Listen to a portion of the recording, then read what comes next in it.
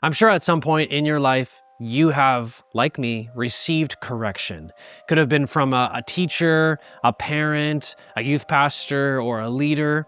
And when we receive correction, it is likely because we have either made a mistake or we were doing something the wrong way, and we needed that correction to be put on the right path, to be put on that right course.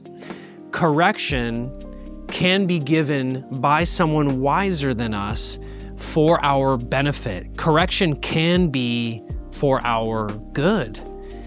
But it must be wise correction, of course, right? It must be someone who is offering us correction in wisdom. But if we're honest with ourselves, we do not always like correction.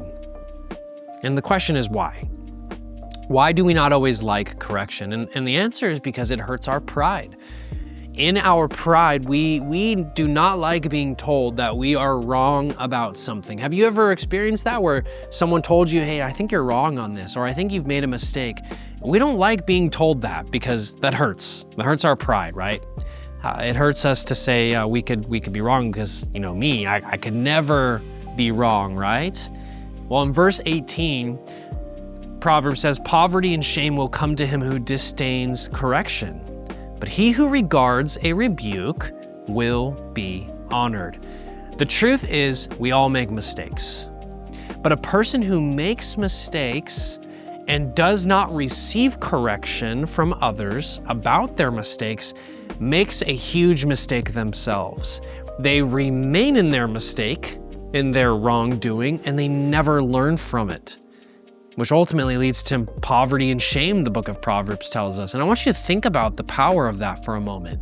For a person who never receives correction, who never receives rebuke from someone wiser in their life, who never receives it and recognizes in humility that they are wrong, that they made a mistake, if they choose not to learn from that, there are consequences to that.